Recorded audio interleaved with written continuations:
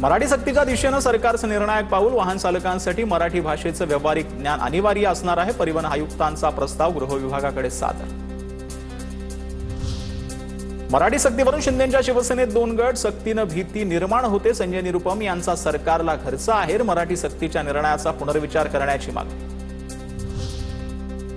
Taxi रिक्षा चालकांना मराठी सक्तीकरणावर सरकारनं ठाम राहावं. कुठल्याही दबावाखाली मराठी सक्तीचा निर्णय बदलू नये. शिवसेनेचे माजी मंत्री विजय शिवतारेंचं मुख्यमंत्री आणि उपमुख्यमंत्र्यांना पत्र.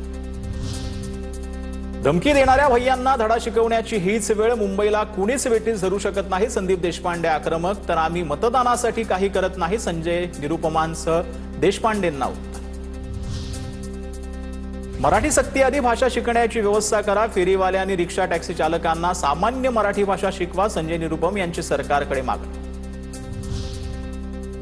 निरुपम टुकार माणूस. इतकं करूनही भैया मतदान करत नाही. संदीप देशपांडेंची टीका. तर आम्ही मतदानासाठी करत नाही. तुम्ही एवढं करता मग तुमचे आमदार किती. संजय निरुपमांचा सवाल. मराठी विरोधी रिक्षा चालकांनी संप केला तर रस्त्यावर उतरू. ज्यांना मराठी येत नाही त्यांचे परवाने सरसकट रद्द करा. जो एका बापाची औलाद असेल तर त्यानं 4 तारखेला मीरा भाईंदरमध्ये येऊन दाखवावं. मनसे नेते अविनाश जाधव यांचा इशारा. दहिसरमध्ये मनसे कार्यकर्त्यांनी संजय निरुपम आमने सामने. रिक्षा टॅक्सी चालकांसाठी मराठी सक्तीच्या निर्णयाला विरोधानंतर मनसे कार्यकर्त्यांकडून निरुपम यांच्या गाडीवर दगडफेक. कार्यकर्ते पोलिसांच्या ताब्यात.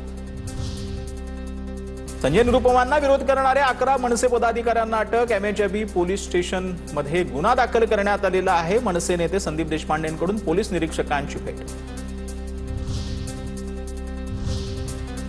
आता पोहायत मोठ्या राजकीय टॉप 9 बातम्या. बारामतीच्या मतमोजणीपूर्वीच सुनेत्रा पवारांच्या विजयाचे झळकले बॅनर. पुणे मार्केट यार्डामध्ये निकालापूर्वीच विजय निश्चितचा संदेश. निकालापूर्वीच विजयाचा दावा. अजित पवारांच्या निधनानंतर कुटुंबात जबाबदाऱ्यांचं वाटप निश्चित. सुनेत्रा पवार राज्याचा दौरा करणार. पार्थ पवार दिल्ली मुंबई आणि जय पवार पुणे ग्रामीण सांभाळणार. सूत्रांची माहिती. 2019 मध्ये रश्मी ठाकरेंना मुख्यमंत्री पदाची संधी का दिली नाही. आता पक्षप्रमुख म्हणून रश्मी ठाकरेंचं नाव घोषित करणार का. नारी शक्तीवरील वक्तव्यावरून नवनाथ बन यांचा राऊतांना सवाल. भाजपच्या मोर्चात राडा करणाऱ्या महिलेविरोधात तक्रार दाखल. जैन सदावर्तेंकडून वरळी पोलीस ठाण्यामध्ये तक्रार दाखल. मोर्चात महिलेनं मंत्री महाजनांवर अर्वाच्य भाषेचा वापर केल्याचा आरोप. जैन सदावर्तेविषयी चर्चेची गरज नाही. सत्तेचा माज मोर्चाच्या दिवशी पाहायला मिळाला. नाना पटोलेंची टीका. तर सदावर्ते कुणासाठी काम करतात हे सर्वांना माहिती. असीम सरोदेंचा निशाणा. सदावर्तेंवर गुन्हा दाखल झाला पाहिजे. दरवेळी काहीही घडलं की सदावर्ते राज ठाकरेंवर बोलतात. आमच्या पक्षाकडून कुणीही त्यांच्यावर बोलायला जात नाही. अविनाश जाधव आक्रमक.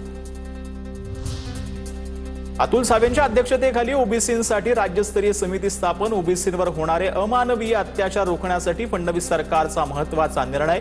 ओबीसींच्या समस्या सोडवण्यासाठी आणि विकासासाठी समिती काम करणार.